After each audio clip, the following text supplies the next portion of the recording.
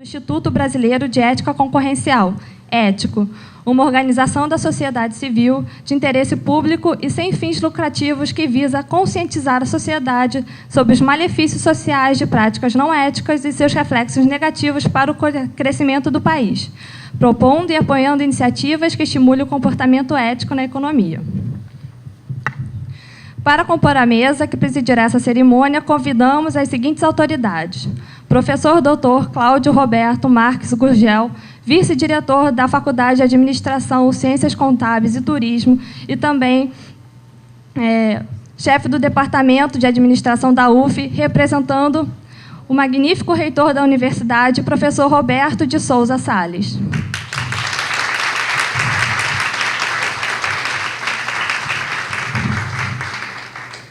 Convidamos agora o doutor Marcílio Marques Moreira, ex-ministro da Fazenda e embaixador.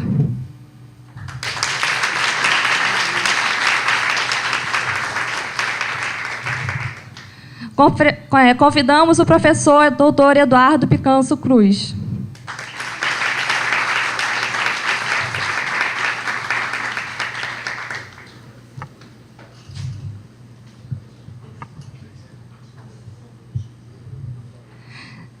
Neste momento, registramos e agradecemos a presença de Antenor Barros Leal, presidente da Sinditrigo.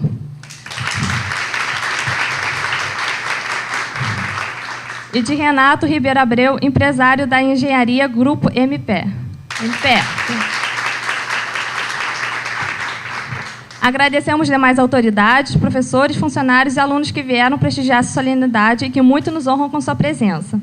Agradecemos também o apoio da Sweet Paper, Centro de Copas e Papelaria, da Ulala Comércio de Peças Usadas para Auto, da Pacto Consultoria, da Atlética do Diretório Acadêmico de Administração da UF, da UniTV.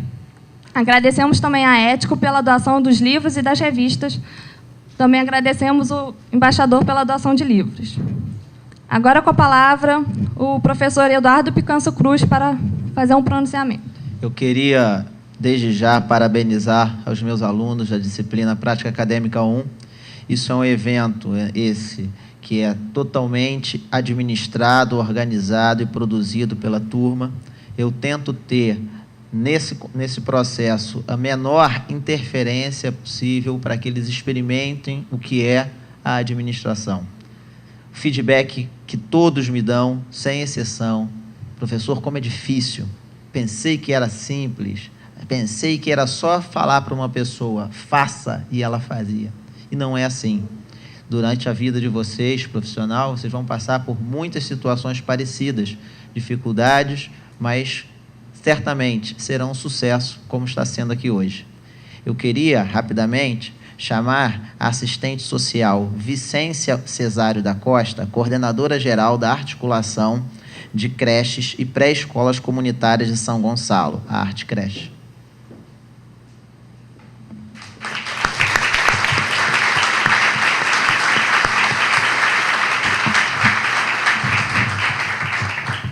Boa noite. Meu nome é Vicência Cesário da Costa.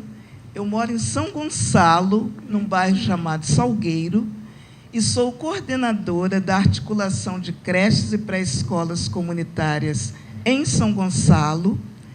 E essa organização é um OCIP que engloba 12 creches comunitárias. Entre essas creches está a creche do Boaçu, e as colegas da creche do Boaçu me convidaram para estar aqui falando em nome delas, que não puderam estar aqui. Devo confessar que é um prazer imenso poder falar com uma plateia tão bonita e tão vibrante, e tantos doutores. Muito obrigada pelo convite. Gostaria de falar um pouco sobre a creche do Boaçu, porque ela marca a luta das creches comunitárias de São Gonçalo. Foi a primeira creche a ser construída. A creche do Boaçu, ela surge da inspiração cristã. Quando chega um padre bem jovem em São Gonçalo, Padre José Antônio Dutra, e renova uma forma de trabalhar com aquele bairro, porque ele vem para São Gonçalo no início dos anos 80 e, quando estava no auge, por aqui, né, São Gonçalo, Niterói, a teologia da libertação. E ele, através das pastorais, e uma das pastorais que muito destacou nessa época foi a pastoral de juventude e a pastoral operária. E, naquela época, claro, né, que eu, bem mais jovem, estava lá na pastoral de jovens. E começamos a conversar com aquelas mulheres que trabalhavam em fábrica de sardinha, mulheres empregadas domésticas, enfim. Essa questão das crianças que ficavam presas, muitas das vezes, em suas casas, por 8, 9, 10 horas, enquanto suas mães vinham para Niterói, para o Rio de Janeiro, algumas para Petrópolis, para trabalhar, e não tinham com quem deixar suas crianças. Então, a pastoral operária se junta à pastoral de juventude, e, no ano de 1982, é construída a creche do Boaçu, inicialmente com 20 crianças daquelas famílias. E como eu era membro também da pastoral de juventude, junto com outras pessoas do Boaçu, então ali surge a primeira creche comunitária.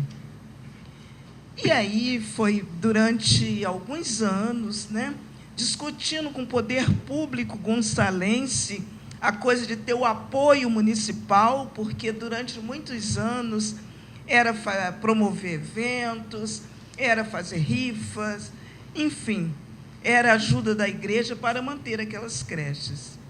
E, nesse início de conversa com o poder público municipal, somente em 93 a gente consegue um convênio para a creche do Boaçu, e aí então já tinha outras creches também que vinham surgindo. E então, em 93, se começa a ter um convênio com o município de São Gonçalo. Tivemos um tempo que podemos chamar de um tempo rico, um tempo mais organizado, um tempo com maiores possibilidades, e, infelizmente, na passagem das creches comunitárias, que até então estavam na assistência, e depois elas são incorporadas pela educação, ocorre uma grande mexida nessa forma de fazer convênio. As exigências eram outras, a discussão política passa a ser uma outra. Então, é nesse momento que algumas creches perdem o convênio, até porque tiveram que fazer uma série de adequações, tanto em matéria de prédio, como em matéria de documento, como em matéria de formação dos seus educadores, que, na maioria das vezes, eram mulheres leigas, donas de casa, mulheres simples, que tinham apenas o aprendizado de cuidar de seus filhos e o aprendizado de cuidar das suas crianças na creche. Então, com a passagem da educação para a educação, existe uma grande mudança diante desse público, mais uma vez, tão maravilhoso. Estou aqui em nome da creche comunitária Casa da Mãe Trabalhadora do Boaçu, agradecendo a Letícia Tandella, que é a pessoa que tem organizado eventos para que a creche hoje, que atendeu até 90 crianças, hoje atende apenas 40, mas graças a essa pessoa que maravilhosamente, corajosamente tem buscado apoiar a iniciativa do Boa Sul, a creche continua de pé, com muito menos crianças, com muitas dificuldades, mas continua existindo. O meu muito obrigado à Letícia, a todos vocês que estão aqui, ao professor que organizou esses alunos para estar aqui, né, de uma forma maravilhosa, o meu abraço e o meu agradecimento por mais de 1.000 crianças gonçalenses que permeiam e povoam as creches comunitárias de São Gonçalo. Muito obrigada a todos.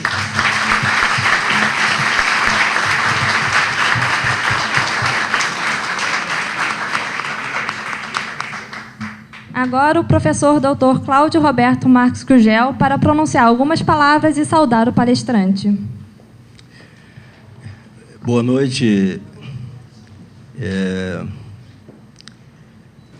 professor Marcílio Marques Moreira. Boa noite, Vicência. Parabéns pelo seu trabalho. Boa noite, professor Eduardo Picanso. Boa noite a todas e a todos os presentes.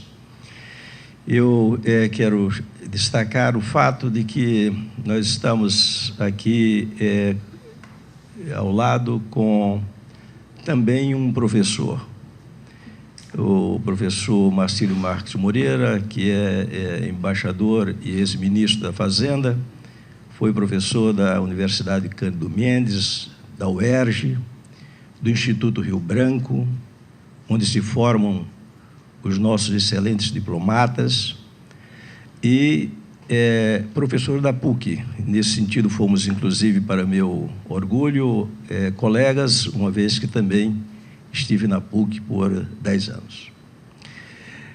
O professor Marcílio Marques Moreira nos dá muita satisfação de ter aceito esse convite e para participar desse encontro, trazer a sua contribuição como um ex-membro do Conselho de Ética da República, que é uma das funções que ele vinha exercendo até bem pouco, e certamente que interpreta o pensamento de toda a Universidade Federal Fluminense ao acolher, em nome do senhor reitor, a presença do professor Marcílio Marques Moreira. Acho que todos nós estamos ansiosos por ouvi-lo, e acho que, em assim sendo, nada melhor faço senão dar a ele a palavra. Muito obrigado.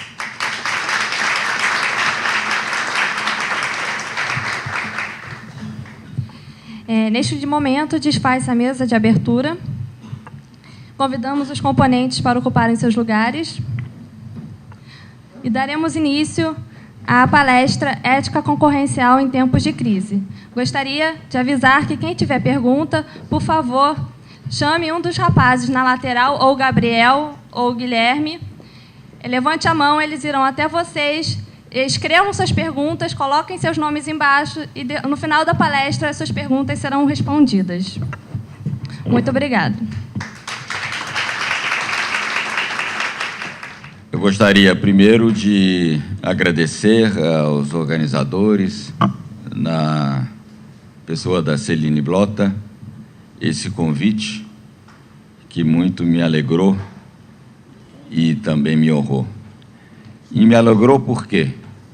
Primeiro porque não é só uma palestra, é realmente um exercício para os alunos que estão começando os seus estudos de administração, de como organizar um evento, como realmente reunir pessoas em torno de um objetivo comum. Havia um grande professor francês, no fim do século XIX, começo do século XX, que chamava-se Oriou, que dizia que qualquer sistema, qualquer comunidade, para ter sentido, ela tinha que ter uma clareza da obra a realizar. Isso é que é importante quando se faz um tipo de evento. Qual é o objetivo? Qual é a finalidade? E, nesse caso, acho que há uma finalidade tripla. A primeira é realmente dar aos alunos a possibilidade de exercer os seus incipientes conhecimentos de administração, ajudar esta iniciativa tão eloquentemente agora nos foi explanada pela representante da creche comunitária da Mãe Trabalhadora do Boaçu, em São Gonçalo, que é uma iniciativa extremamente generosa, como nós vimos, e não só generosa, eficaz, eficiente, porque tem lutado contra problemas importantes. Eu mesmo, no Rio de Janeiro, acompanhei, junto a uma comunidade que eu tenho muita relação, que é a comunidade de Braz de Pina, esse problema das creches, porque os municípios, inclusive o município do Rio de Janeiro, passou a exigir das creches uma orientação pedagógica, que faz sentido. Ao mesmo tempo, as transições entre um sistema e outro são sempre... A transição em si é sempre uma coisa sofrida, nunca é uma coisa fácil. Eu acompanhei essas creches, visitei-as mesmo lá em Braz de Pina. Braz de Pina era uma favela há 40 anos atrás, e naquela época eu estava trabalhando no Estado, ajudei a criar e fui o primeiro presidente de uma companhia que chamava-se Codesco, Companhia de Desenvolvimento de Comunidades, e nós fomos capazes de urbanizar, quer dizer, aquilo que era uma favela virou um bairro, mas é um bairro ainda com aquele espírito comunitário, de modo que eu revisitei agora, depois de 40 anos, e fui vendo que cada casa de Braz de Pina, não encontrei nenhuma, cada casa era produtiva, quer dizer, além de ser uma residência, você tinha uma pequena creche, você tinha um pequeno fornecedor de doces, de salgados. Essa de salgados, por exemplo, eu lhe perguntei, mas quanto é a produção? Ele disse, bom, num bom fim de semana são 2.000 salgados, realmente não é coisa pequena, não. Tinha marceneiros, tinha gráficos, e tinha muitas creches. Então, e essa creche, primeiro, ajuda a mãe trabalhadora, e segundo, realmente, e aí que entra a parte da educação. Hoje em dia, se sabe que a criança entre até 4, 5, 6 anos, ela tem uma capacidade de aprender as coisas que se não ocorre nesse período, realmente ela depois terá bastante dificuldade. Mas isso não se faz do dia para o outro. Então, acho que realmente é muito importante que essas generosas e eficazes iniciativas, como nós vimos, realmente se dê a elas a capacidade de realmente dar às creches essa dimensão pedagógica, além das outras dimensões tão positivas.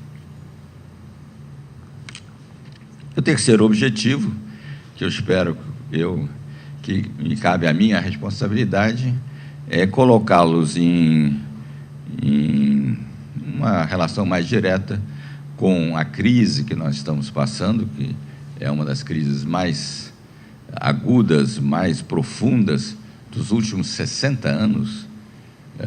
Essas crises acontecem, dizem os observadores, às vezes uma vez a cada século, quer dizer, não é uma coisa despicienda, não é uma coisa pequena.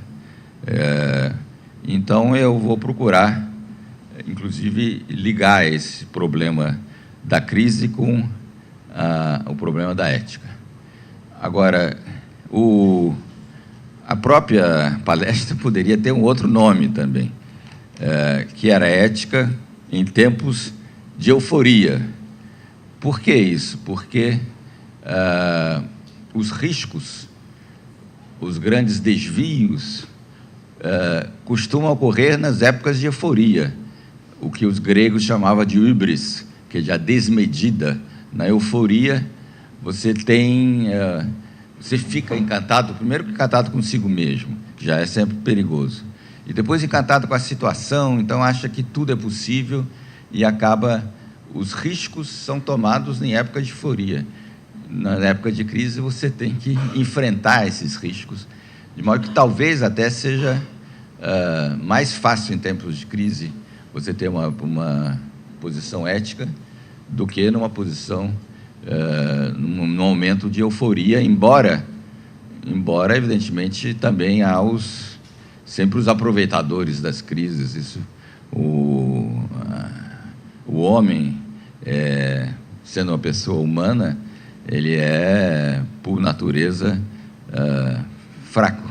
Então, a gente tem que realmente reconhecer a fraqueza humana, mas nunca podemos abrir mão da ética, porque a ética, ao contrário do que pensam alguns, inclusive os que se chamam muitas vezes pragmáticos, aqueles que defendem uma ética só das finalidades, dos resultados, e não uma ética da convicção, uma ética dos valores. Realmente, a ética não é um entrave.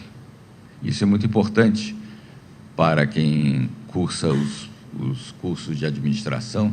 A ética não é entrave, a ética é realmente algo que você tem que seguir exatamente para diminuir os riscos e para realmente aumentar até a eficiência.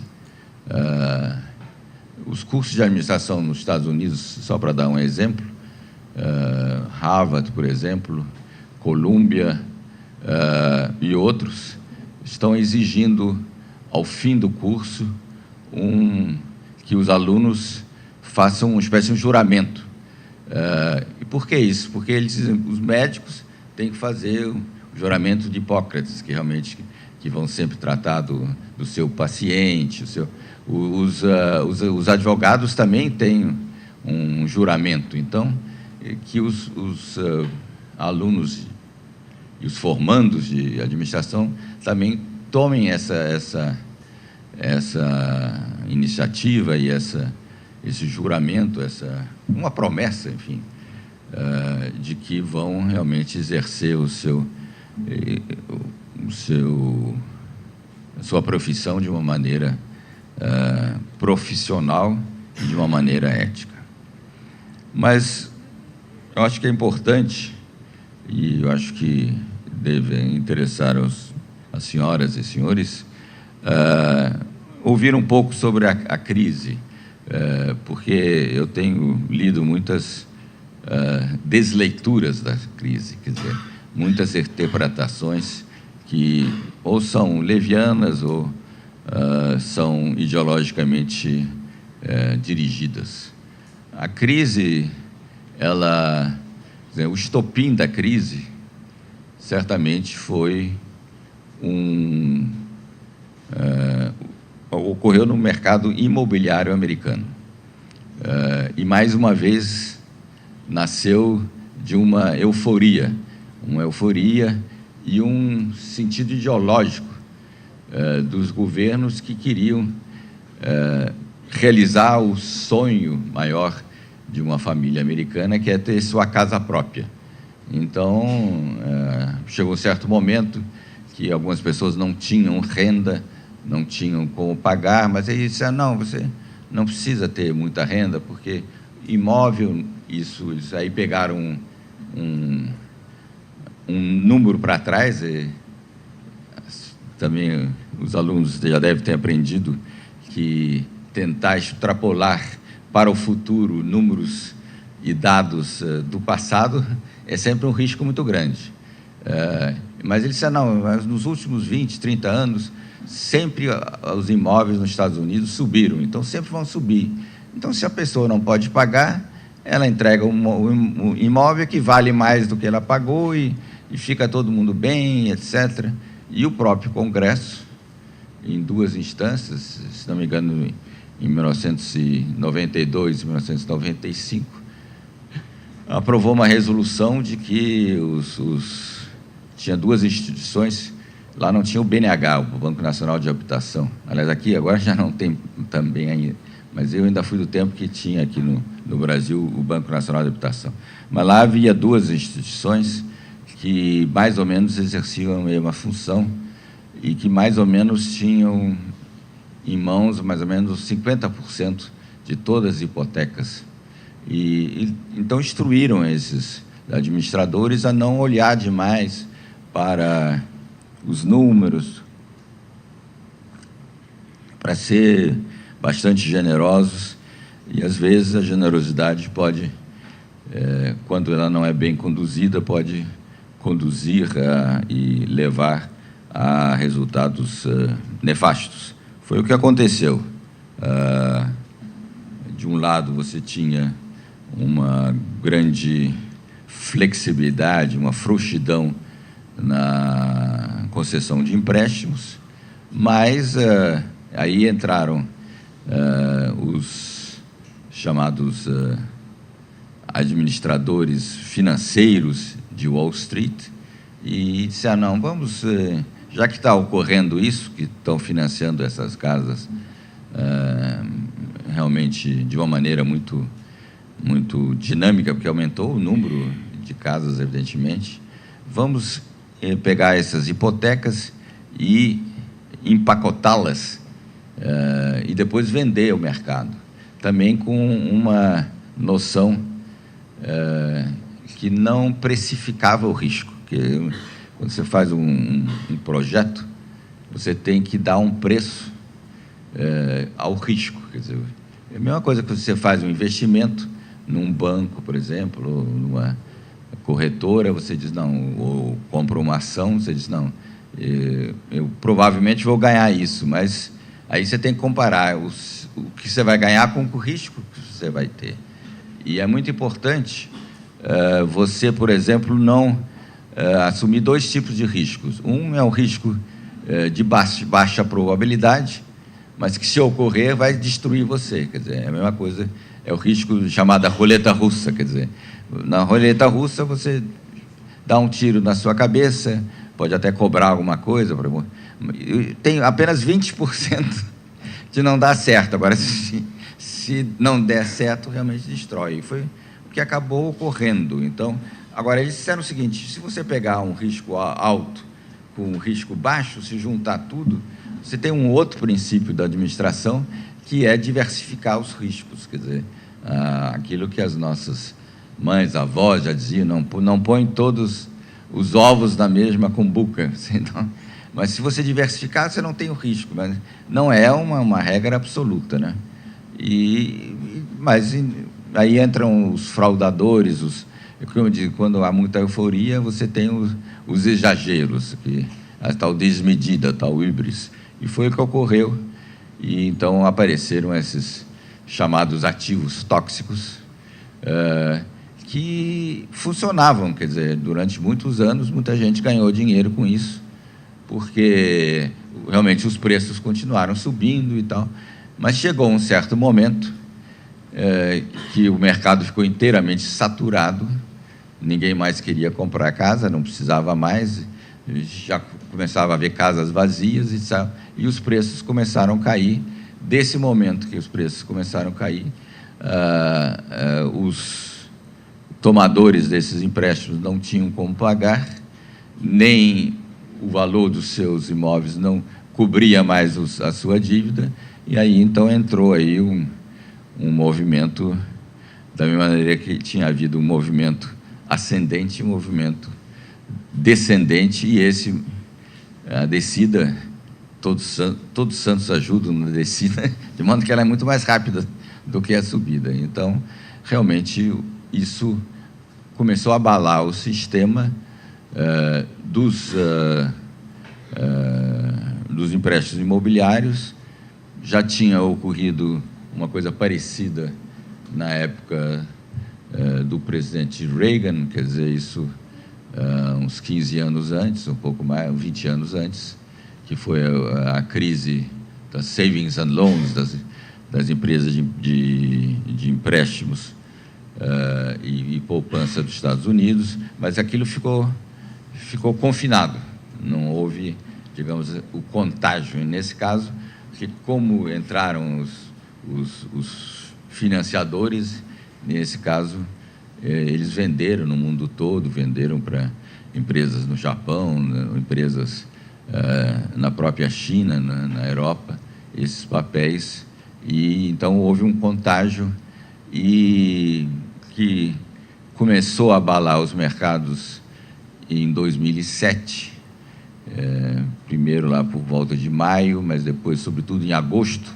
2007 é uma data muito importante, mas só veio estourar realmente em 14 e 15 de setembro do ano seguinte, 2008, portanto, um pouco menos de um ano atrás, e estourou de uma maneira, então, catastrófica, quer dizer, ou quase catastrófica.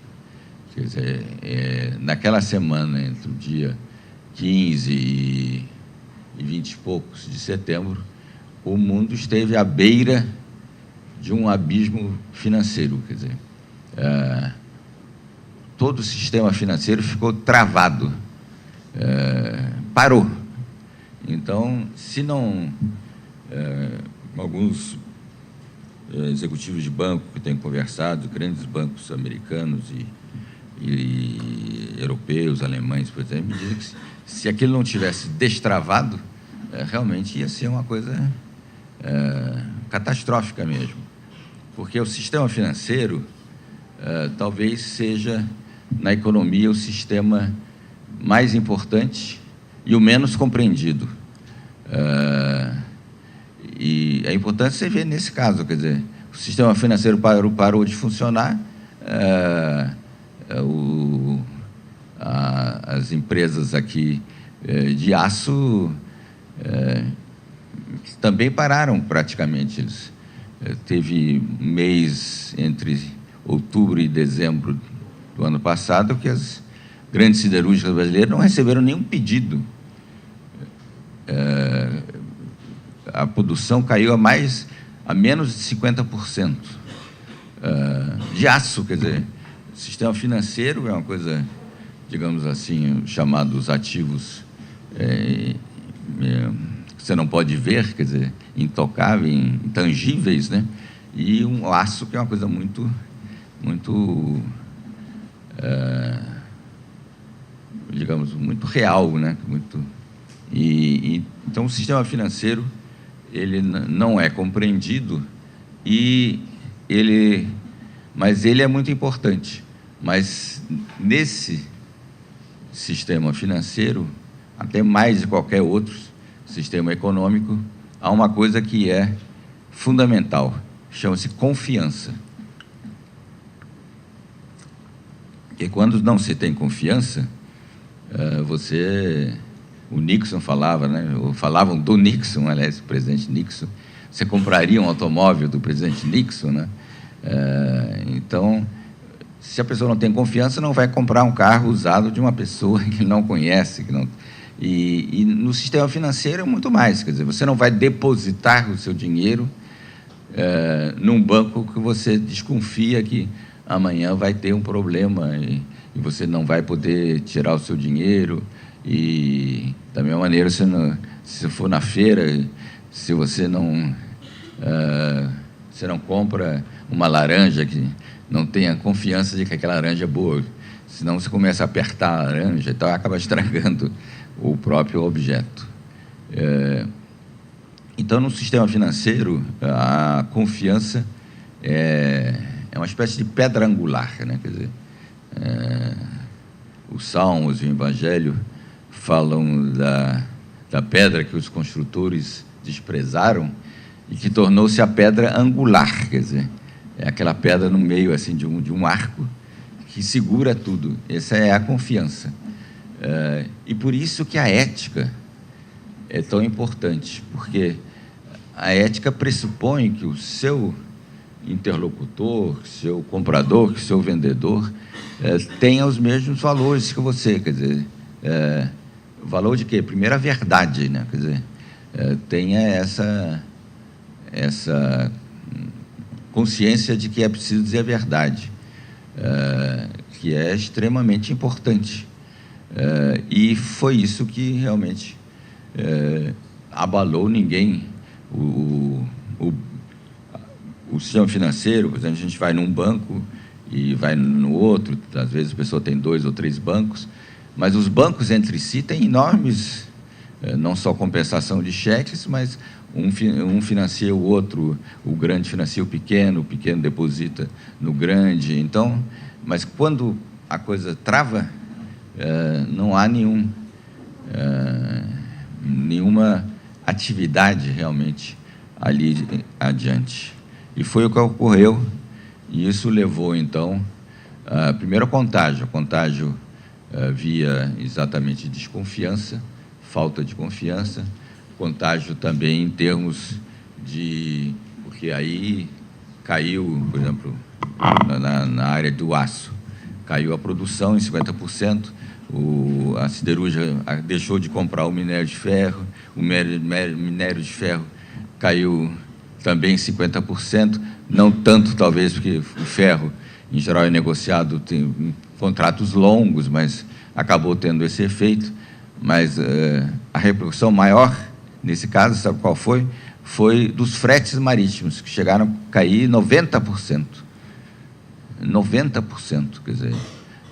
E foi aí que a China resolveu antecipar compras para aproveitar um frete muito baixo e também o preço das commodities baixa, que provavelmente ela não vai poder, inclusive, continuar nesse ritmo que estava.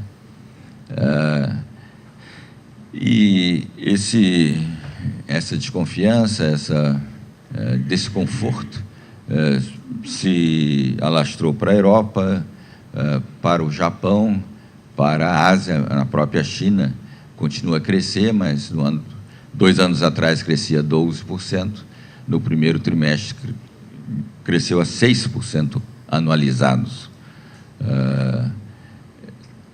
No início da crise, ou há 2 anos atrás, ou mesmo 1 ano atrás, se falava muito do descolamento dos países emergentes, da crise, que iriam compensar a queda da produção dos Estados Unidos ou da Europa. Primeiro falou-se que achou-se, porque como o detonador da crise tinha sido o mercado imobiliário, que seria uma crise americana. Então, que o crescimento da Europa, do Japão, iriam compensar. Depois, a Europa caiu mais do que os Estados Unidos, e o Japão também. Então, a teoria já não valia. Então, não, mas aí a coisa não vai para a China, não vai para Tailândia, Coreia do Sul, a produção caiu também mais de 20%. E a mesma coisa ocorreu no Brasil também. A ideia de que nós éramos blindados, em grande parte, porque, de fato, uma política que foi esboçada no começo da década dos 90 e depois aprofundada com a introdução a exatos 15 anos atrás do Plano Real, que criou uma moeda estável. Realmente nós temos melhores condições hoje do que em crises passadas. Depois, com essa crise é a mais profunda, como eu disse, dos 60 anos, mas o crescimento no sexênio 2003, 2008 foi o maior crescimento dos últimos 30 anos. Então, foi uma coisa extraordinária também. Então, nesse período, as matérias-primas cresceram, a demanda por nossos produtos, e o Brasil também acompanhou isso, aproveitou no sentido de aumentar suas reservas. Agora, as nossas crises anteriores eram crises cambiais. Eu mesmo vivi isso. Essa não é uma crise cambial, é uma crise de outro feitio. E aí não é uma estratégia apenas econômica ou de administração, mas uma estratégia mesmo militar, que os generais estão sempre preparados para a guerra passada. E os estados maiores sempre, o exemplo clássico é a linha Maginot da França, que foi feita na fronteira entre a França e a Alemanha. Foram fortes, casamatas, uma coisa extraordinária, que os alemães realmente era intransponível. Eles apenas deram a volta, contornaram via Bélgica e Holanda e entraram dentro da França, de modo que a França estava preparada para a guerra de 1914 e não para a última. Então, isso ocorreu um pouco. E o Brasil, infelizmente, também foi afetado no último trimestre do ano passado. O crescimento em relação ao terceiro trimestre foi de 3,6%, o que os Estados Unidos usam as suas medições trimestrais, eles sempre anualizam, né? Então, isso corresponderia a 12 e pouco, talvez quase 13% de queda, que nós estamos crescendo a uma velocidade de 6 e quase 7, cair para 12, quer dizer, é uma queda muito grande, ela não é desprezível, não. E no primeiro semestre desse ano tivemos alguma coisa parecida, não parecida, não, mas, enfim, continuamos com crescimento negativo, não terminamos ainda. Hoje estamos terminando o segundo trimestre. Há alguns sinais de que esse semestre pode ter sido um pouco melhor, mas, sobretudo, daqui em diante deve melhorar bastante as coisas. O que eu me preocupo, entretanto, é que essa crise mostrou certos desequilíbrios econômicos muito mais profundos do que esses da habitação nos Estados Unidos. Esse desequilíbrio ele pode ser, digamos, para simplificar, para pegar um caso exemplar, é a relação simbiótica, espúria, entre a China e os Estados Unidos.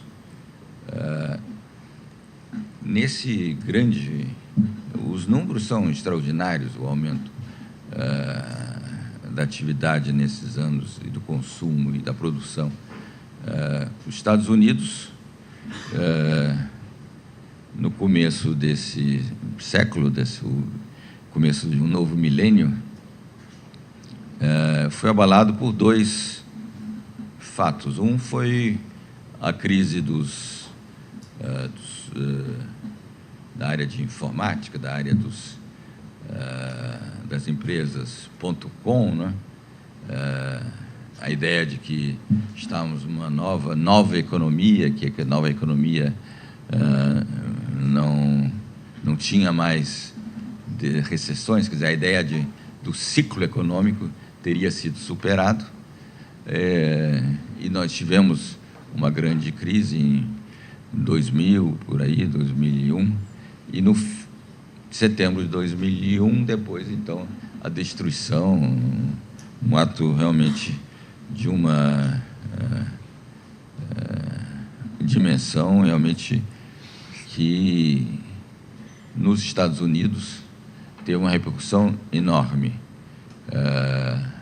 Estive lendo um livro que saiu agora de um dos ingleses mais inteligentes que eu conheço, que chama-se Chris Patten, que foi o último administrador inglês de Hong Kong, foi também ministro da Inglaterra e da Comunidade Econômica Europeia. Ele estava dizendo que as consequências, embora tenham morrido 3 mil pessoas ali, mas as consequências foram muito mais graves do que o próprio fato.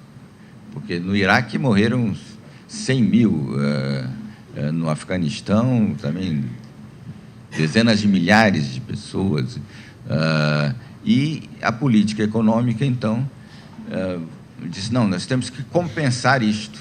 O americano está com medo de consumir, o medo então vamos jogar a taxa de juros lá embaixo, em 1%, que era uma taxa negativa de juros, e vamos aumentar a liquidez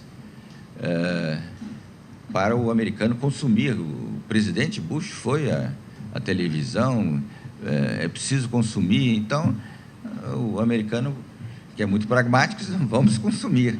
Tem financiamento e, por sua vez, os chineses, que estavam já há 15 anos ou 20 anos mudando de modelo econômico, dizem, não, então vamos aproveitar essa ocasião e fazer os Estados Unidos o nosso polo para o consumo dos nossos produtos.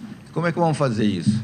Vamos manter uma taxa de câmbio muito baixa, desvalorizada. Também o nosso juro vai ser muito baixo para os exportadores. Não vamos deixar os trabalhadores se organizar com sindicatos e, com isso, conseguiram exportar para os Estados Unidos quantias enormes, montantes enormes de tudo a preços baixos, que permitiu nos Estados Unidos não só de comprar, mas não criar uma inflação, porque se eles estivessem comprando mais do que consumindo mais do que produziam, o resultado seria uma inflação, se fosse um sistema fechado. Mas com o sistema aberto, e o que mais fizeram os chineses? Começaram a financiar esse consumo americano, de modo que os americanos consumiam, o chinês produzia barato, o americano comprava, e, ao mesmo tempo, aí as empresas americanas disseram, nós estamos perdendo mercado, o que nós vamos fazer? Nós vamos investir na China. Investir na China para quê? Para vender para os Estados Unidos. Metade das exportações chinesas era feita por empresas estrangeiras.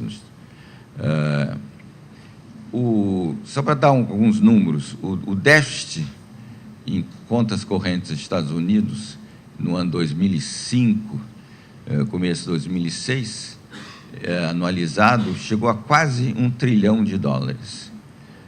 Em 2005, isso era mais do que o produto bruto total da Índia, com 1 bilhão e 100 milhões de habitantes. Quer dizer, o déficit era igual... Os Estados Unidos, nesse período, 2007, consumiram 80% da poupança disponível mundial. Quer dizer, disponível, o que é a poupança disponível mundial? É a poupança que não é aplicada nos próprios países. Então, é evidentemente uma situação insustentável. Eu assisti há 3 anos atrás o professor Rubini, num centro de estudos no Rio, que chama-se Casa das Garças, fazer uma conferência. Ele disse, não, isso vai estourar. O que não se sabia era quando ia estourar, como ia estourar. Digamos, achava-se que o estouro seria via uma desvalorização muito rápida do dólar. Quando estourou, o dólar aumentou de preço, mas a economia é uma coisa realmente extremamente complexa. Mas, dito isso, eu acho que o importante, eu acho que o governo está acertando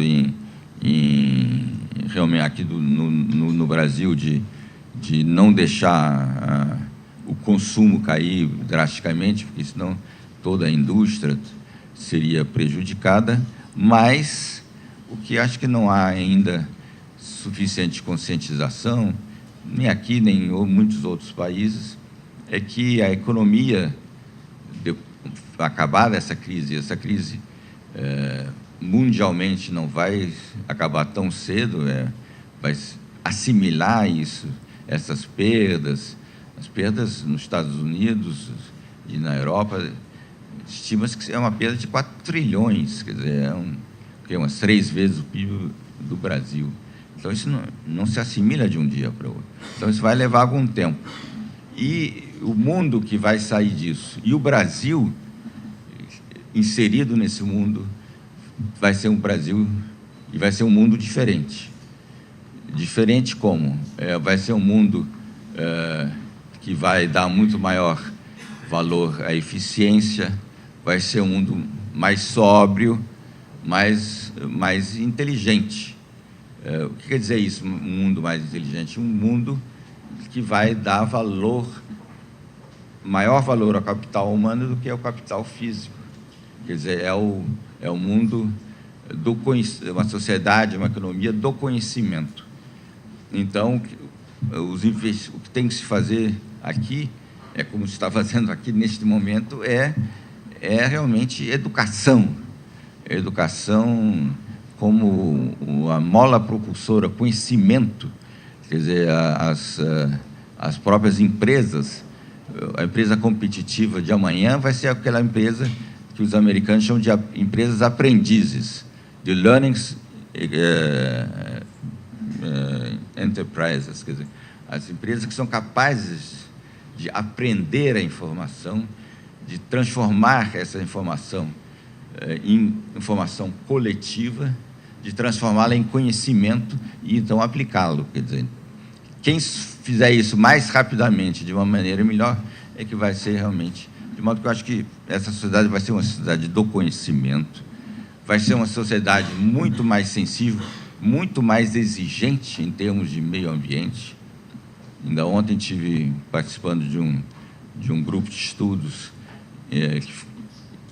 não foi só ontem, mas também outro dia, há 2 semanas atrás, mostrando os riscos que o Brasil está... Porque o Brasil está passando, porque o mundo vai ser cada vez mais exigente. O exemplo é da carne, por exemplo. Hoje já você tem piquetes em frente de açougues, não só daqui, mas na Inglaterra, dizendo não compre carne brasileira. Em frente do Harrods, eu soube, ontem o Cilo Bocaneira estava nessa reunião, e ele mora há 35 anos em Londres.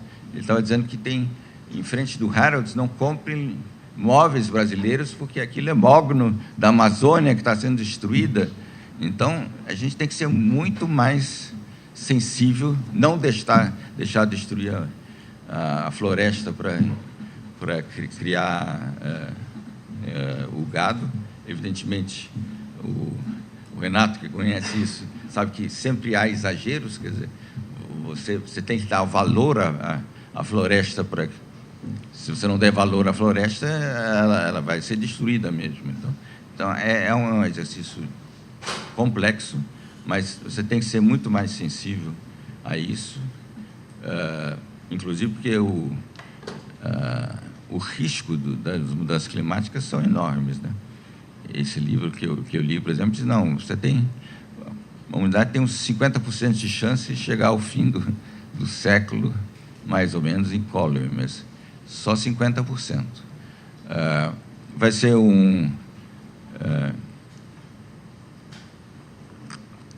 em muitos outros aspectos, uma sociedade diferente. Quer dizer, você tem que repensar, por exemplo, a cidade e o automóvel. Quer dizer, cidade e automóvel são 2 coisas meio incompatíveis.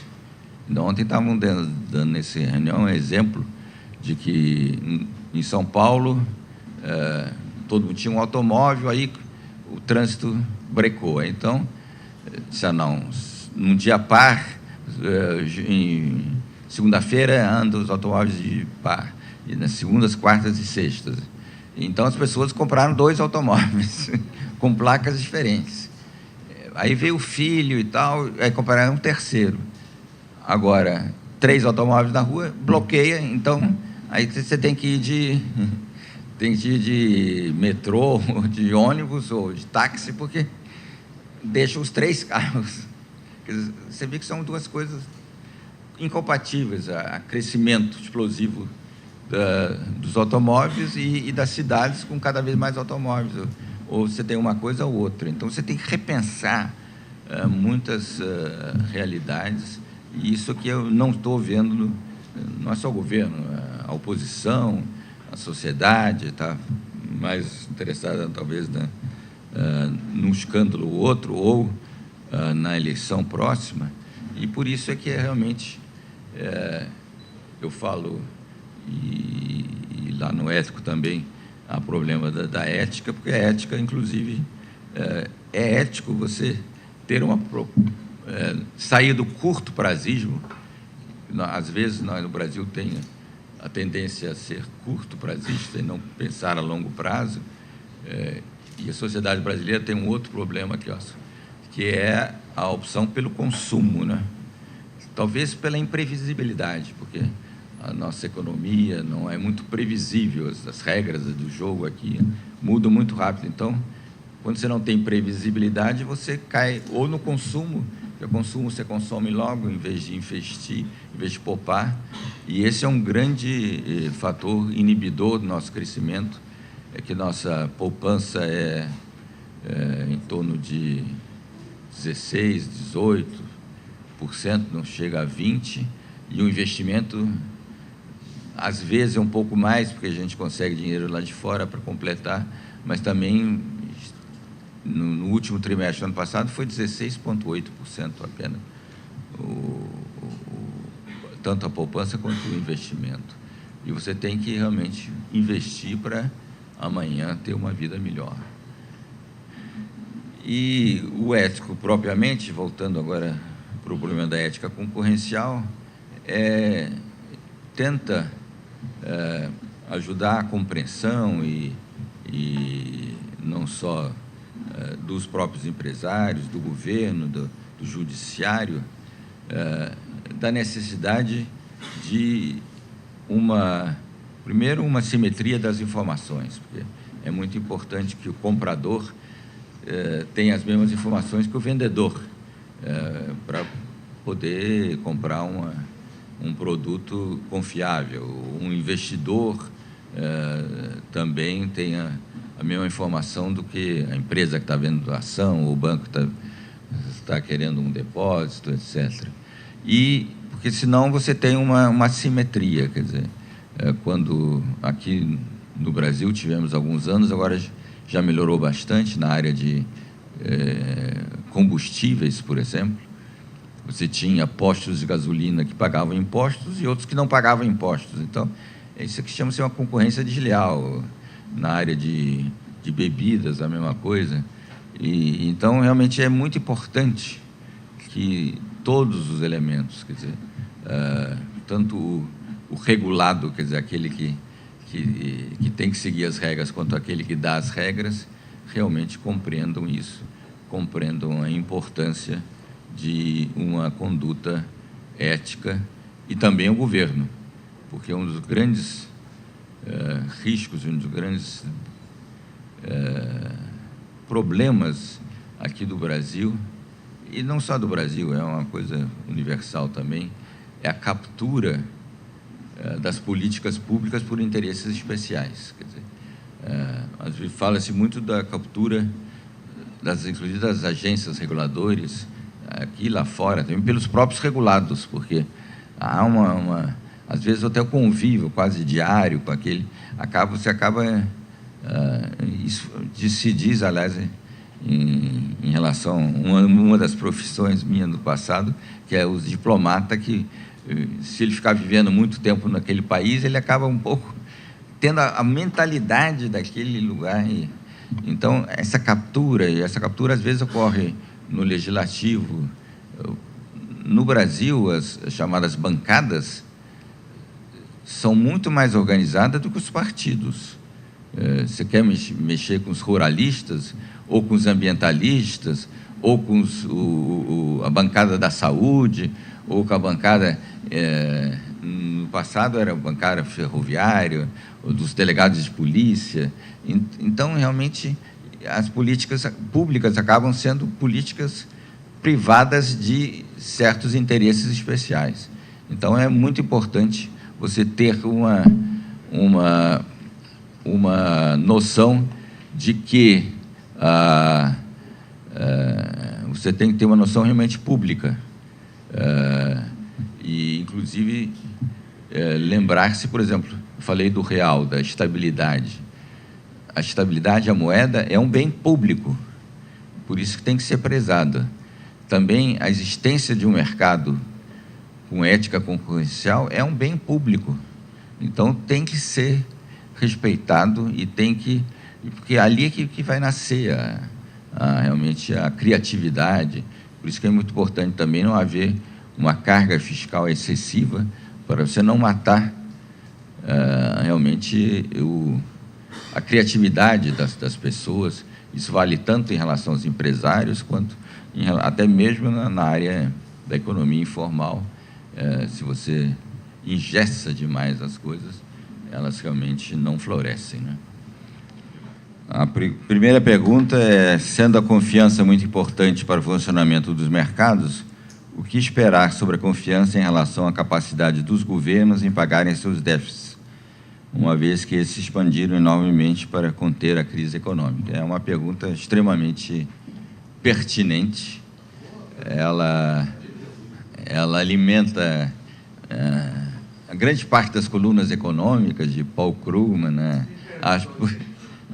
Infelizmente, não foi assinado aqui, mas realmente é uma coisa para ser realmente extremamente bem colocada, porque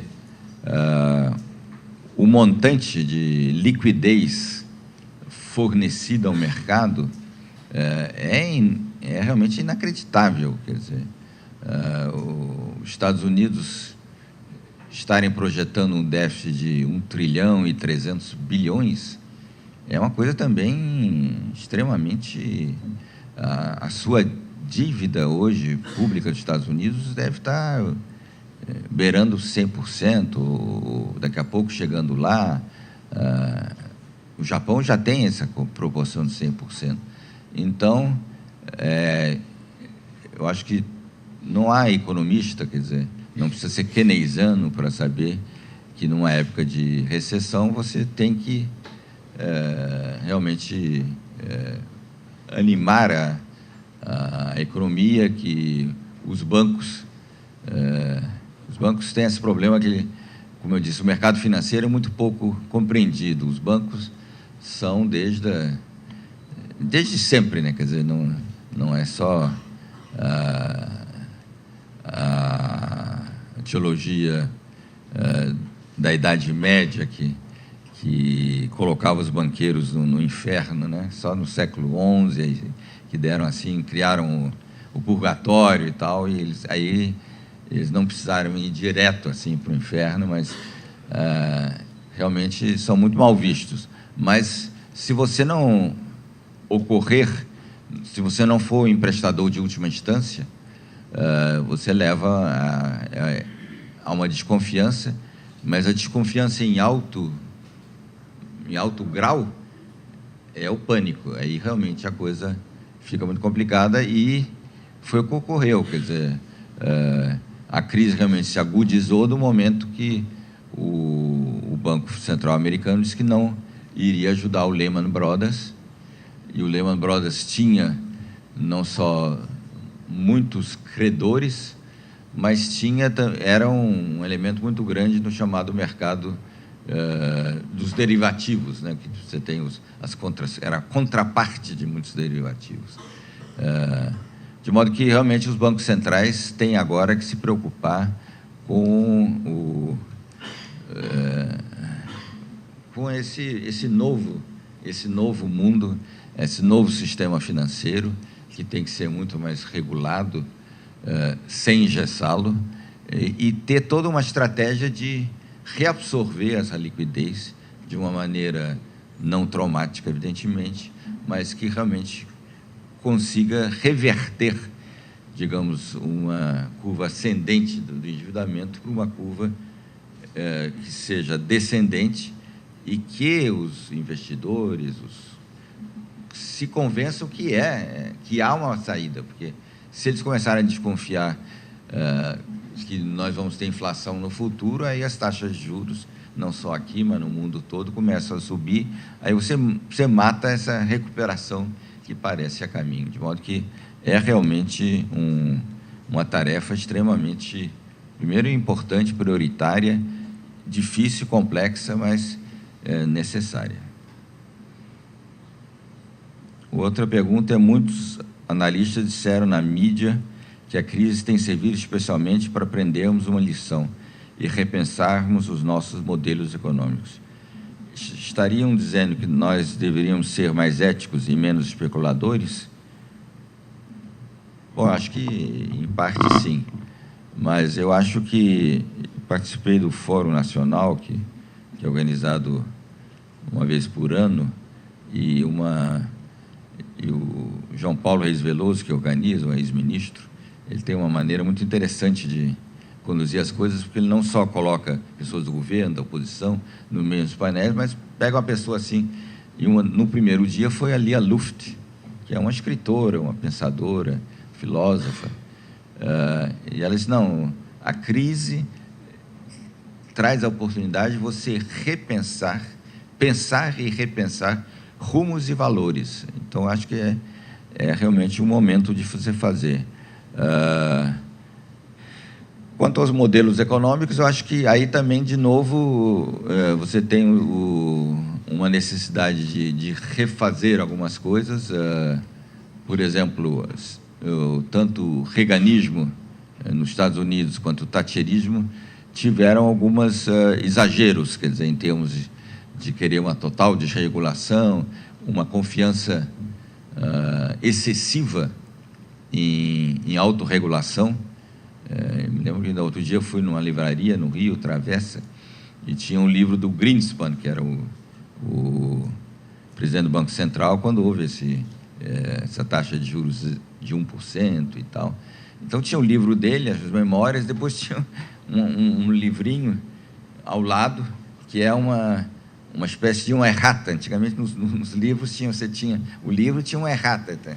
E era mais ou menos a confissão dele, que realmente eu confesso que eu me enganei, que realmente a autorregulação funciona quando é complementar à regulação, quer dizer, como uma espécie como o princípio da subsidiariedade, quer dizer, se a autorregulação funciona, o regulador não precisa, economiza recursos, economiza energia, etc. Mas as duas coisas têm que ser complementares. No Brasil tem até funcionado bem, quer dizer, no mercado de capitais, por exemplo, que eu estou até escrevendo um texto sobre isso no momento, você teve uma regulação importante em 1994, a lei criou o Banco Central, o Conselho Monetário, que deu a competência ao Banco Central e ao Conselho Monetário de regular e de fiscalizar o sistema, depois a Lei de Mercado de Capitais, mas depois a própria, por exemplo, a Bolsa de Valores de São Paulo, a Bovespa, criou todo o conceito novo chamado novo mercado, quer dizer, com uma obrigação chamada governança corporativa, quer dizer, das empresas se governar de uma maneira ética, tanto que a maioria das empresas do chamado novo mercado tem o seu manual, o seu código de ética, o que é muito importante. Há também quem diga que falar em modelos econômicos seria o fim do neoliberalismo, do capitalismo. Acho que, primeiro, eu não entendo muito bem eu ainda não entendi muito bem o que é o neoliberal. Antes de vir para cá, eu até dei uma releitura no chamado Consenso de Washington. Por acaso eu estava nos Estados Unidos, por acaso eu participei da reunião que John Williamson, que é um grande economista inglês, por acaso casado com uma brasileira de Minas Gerais, com uma filha brasileira que hoje faz um belo trabalho com as comunidades do Rio de Janeiro, e fui reler, são 10 pontos. Não tem nada dos neoliberais, quer dizer, quando eles falam de disciplina fiscal, eles dizem, não, tem alguns economistas que defendem que política fiscal deve ser, sobretudo, procura do ajuste fiscal via corte de despesas e não de aumento de taxação. Aí ele diz assim, não, mas isso é só um pensamento do pessoal de direita. A maioria, inclusive os bancos nacionais, não pensam isso, não. A maioria acha que deve investir em educação e saúde, esses que são as prioridades. Quer dizer, então, eu não entendo porque acham que o consenso de Washington é uma coisa assim, despicienta, uma coisa... e tem muitos pontos que, aliás, se você pegar o Manifesto de Marx, de 1848, se você pegar a Aliança para o Progresso, de 1961, do presidente Kennedy, ele fala techo, trabalho, tierra,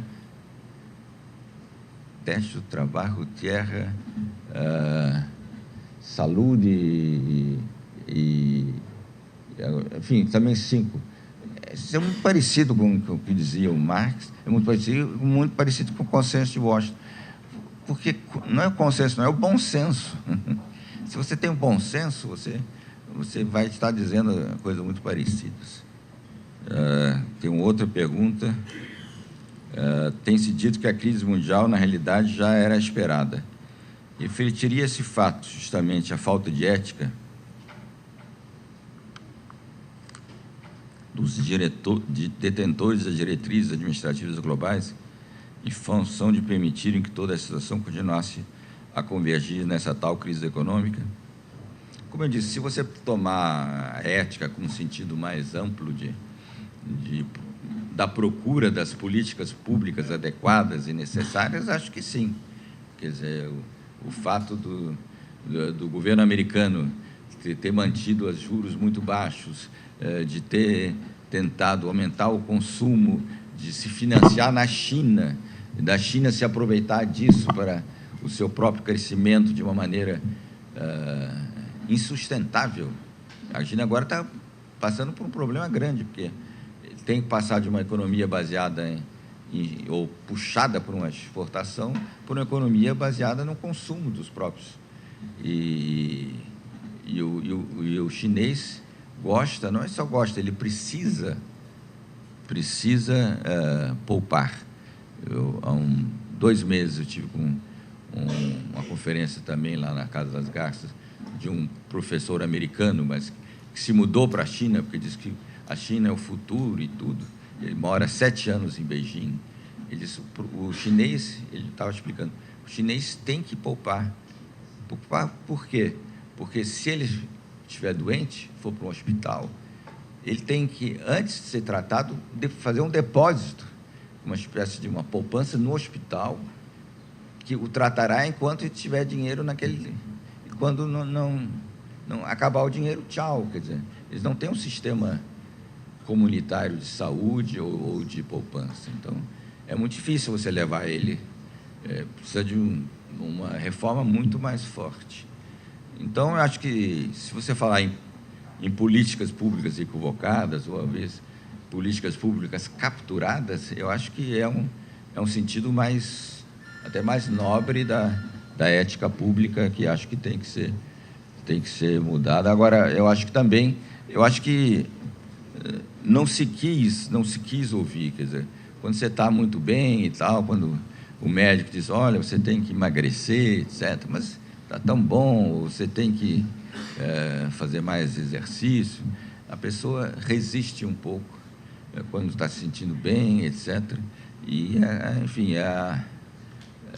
em termos de política, de ética política, você diria o seguinte, que os governos, muitas vezes, preferem a solução a curto prazo, mesmo que aquela solução vai ser o problema a longo prazo, quer dizer.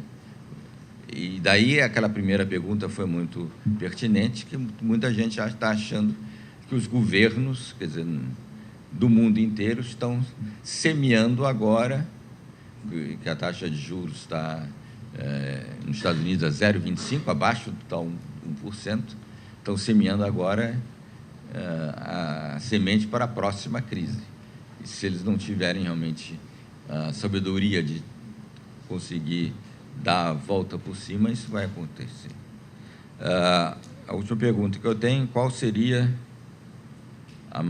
essa solução mais prática e objetiva possível para o problema da ética no governo brasileiro. Quais seriam os principais impactos dessas soluções para a sociedade? Essa é mais difícil a pergunta. Porque são problemas muito complexos, né? Aliás, devo dizer não só que as perguntas são muito boas, mas que as letras são muito boas, que muitas vezes em reuniões assim eu recebo perguntas e não consigo lê-las. Eu tenho dificuldade, aliás, de ler a minha própria letra às vezes, mas essas eu não tenho, não. Então, quais os principais problemas? É muito difícil dizer, mas há realmente, eu acho que no Brasil, eu tenho dito isso, você não tem o grande risco de cair num abismo.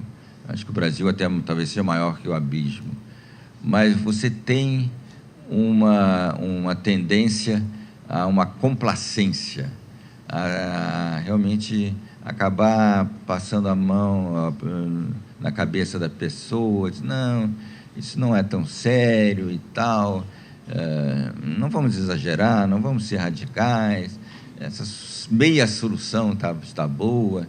Então, a gente, o Brasil está aqui, ela não vai cair num... Agora, o grande perigo do país, por causa da mentalidade nossa, é resvalar para uma mediocridade, assim. Então, eu acho que, realmente, esse problema de ética pública, no momento, eu acho muito séria, eu devo dizer. O que está acontecendo, por exemplo, no Congresso, no Senado, na Câmara, é de uma gravidade enorme e reflete práticas políticas. Ainda estávamos conversando aqui, estava conversando com a doutora Tenor ao vir para cá, ele me dava até alguns exemplos. São práticas políticas que são centenárias, muitas vezes. É aquela confusão que um vizinho de vocês aqui, da universidade, que é o Roberto da Mata, o professor Roberto da Mata, tem dito muito isso, quer dizer, a confusão entre a casa e a rua, né? Entre o público e o privado. Então, aquela coisa... Eu me lembro, na época de meu pai, as pessoas diziam, não, mas a pessoa que tem um cargo e tal, e não ajuda a família, é uma pessoa desalmada, quer dizer. Agora, o que é ajudar a família? É colocar o filho, o neto, a irmã, o cunhado. Eu me lembro quando nós discutimos na Comissão de Ética Pública esse problema do nepotismo, por exemplo, nós fomos até o 4º grau, porque realmente é muito complicado, né? Porque está muito enraizado. Agora, eu acho que essa situação tem que haver uma mudança, porque é uma situação muito perigosa, eu acho, exatamente porque quebra a confiança, quer dizer. E se o cidadão não tem confiança na autoridade, por que eu vou pagar imposto para depois gastarem no Senado, ter 10 mil funcionários no Senado? Por que eu vou pagar imposto, por exemplo, se eu fosse um cidadão de Salvador ou do Recife, e que eu soubesse que o orçamento da Câmara de Deputados, 530 deputados, é maior do que o orçamento de Salvador ou da cidade do Recife, que tem que dar rua, tem que dar iluminação, tem que dar segurança, tem que dar escolas, hospitais. É inconcebível, é inconcebível. A Fundação Getúlio Vargas fez um estudo sobre o Senado, fez um estudo há 8 anos, agora ele apenas renovou. Disse, não, o Senado pode funcionar com 1/3 das pessoas. Tem 10 mil funcionários, com 3 mil e pouco. Toca muito bem aquilo. Então, realmente, eu acho que é muito perigoso, tem toda a teoria da ação coletiva, por exemplo. Houve estudos que mostraram que compararam algumas sociedades, as chamadas sociedades da confiança e das sociedades da regra imposta, né? E que na sociedade de confiança, mesmo com menos multas e tal, o pessoal pagava o imposto porque sabia, primeiro, que o imposto ia ser bem aplicado, e segundo, que é muito importante, que sabia que o seu vizinho ia pagar também, que você não ia ficar com cara de pato. Ah, você é aquele que é porque há uma espécie de... da mesma maneira que as crianças têm um bullying, tem um bullying de pessoas já barbudas, etc. Não, você é aquele que paga imposto, é você que segue a regra, você que para no sinal vermelho, é você que não joga o lixo na rua. Por outro lado, ontem, nesse debate que houve, estava se dizendo que muitas coisas mudam, quer dizer, por exemplo, se você for a Brasília, se você quiser atravessar uma rua, puser um pé na rua, essa mesma Brasília de todos os escândalos, o carro para. O carro estiver mais perto, para. Você atravessa a rua, quer dizer. Isso é uma mudança de mentalidade enorme. Eu tinha 2 amigos queridos, um perdeu a filha, outro 2 filhos, atropelados em Brasília, quer dizer. Brasília era uma mortandade em termos de trânsito, e hoje em dia funciona. E muitas outras coisas que estão mudando, quer dizer. Até ontem deram um exemplo assim, desculpa até de dá-lo, dos cachorros, né? Que antigamente os cachorros, eles, enfim, entregavam as suas belezas nas calçadas e tal. Hoje em dia, você andar, tem uma pessoa ali que apanha com um saquinho e não sei o que lá. Então, realmente, há possibilidade de mudança, mesmo de valores, de comportamentos, de condutas, mas exige muita determinação, muita perseverança, né? Eu gosto de citar São Paulo, né? Que nas epístolas romanos, ele dizia que mesmo em momentos de tribulação, de crise como essa, você tem que se alegrar, porque a tribulação, a crise, leva à perseverança, e que a perseverança é uma boa virtude que acaba desembocando na esperança, que essa não decepciona. E assim termino aqui.